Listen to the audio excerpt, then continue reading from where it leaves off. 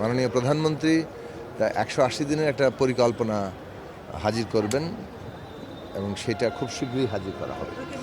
না, প্রথমত অঙ্গীকার বাস্তবায়নের বিষয়ে সবাইকে সর্বাত্মকভাবে কাজ করার বিষয়ে করলেন, দুর্নীতির ব্যাপারে সতর্ক করলেন এবং যাতে মানুষের যে প্রত্যাশা সেটা পূরণ করা যায় সেজন্য অপ্রয়োজনীয় সময় নষ্ট কিংবা যেটা একেবারেই না করার নয় সেই ধরনের কাজ মূলত অঙ্গীকার বাস্তবায়নটাই প্রধান এজেন্ডা এবং আশু যে ভবিষ্যতে নিরাপদ বিনিয়োগ হোক বিশ্বস্ত আর আমার পছন্দ সল্টবে।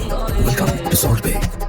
আগামীকাল থেকে রমজান শুরু হচ্ছে, সেইটা মানুষকে কতটা স্বস্তিতে রাখা যায় সব অর্থে, বাজার দ্রব্যমূল্য, আইন শৃঙ্খলা পরিস্থিতি, বিদ্যুৎ, সমস্ত দিক থেকে এটা এখন আশু প্রত্যেকের দায়িত্ব। এর পরপরই যে মানে পাশাপাশি যে কাজটা শুরু করে দিতে হবে সেটা হচ্ছে যে সমস্ত অঙ্গীকার দেওয়া হয়েছে নির্বাচনী ইশতেহারে সেই অঙ্গীকার বাস্তবায়নের জন্য কাজ শুরু করা, স্বল্পমেয়াদী, মধ্যমেয়াদী, দীর্ঘমেয়াদী উদ্যোগ গ্রহণ করা, সেই সব বিষয় নিয়ে আলোচনা হয়েছে। অনেকগুলো বিষয় নিয়ে আলোচনা হয়েছে।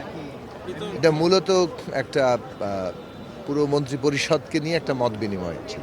মন্ত্রী পরিষদের সদস্যকে যাতে কেউ ব্যবহার করে কোনো ধরনের দুর্নীতির জায়গায় কেউ আশ্রয় নিতে না পারে সে ব্যাপারে প্রত্যেককে সতর্ক থাকতে বলেছেন এবং এই সরকার যে এইবার একটা ক্লিন সরকার হওয়ার ব্যাপারে তার যে অঙ্গীকার সেই অঙ্গীকার তিনি বাস্তবায়ন করতে চান।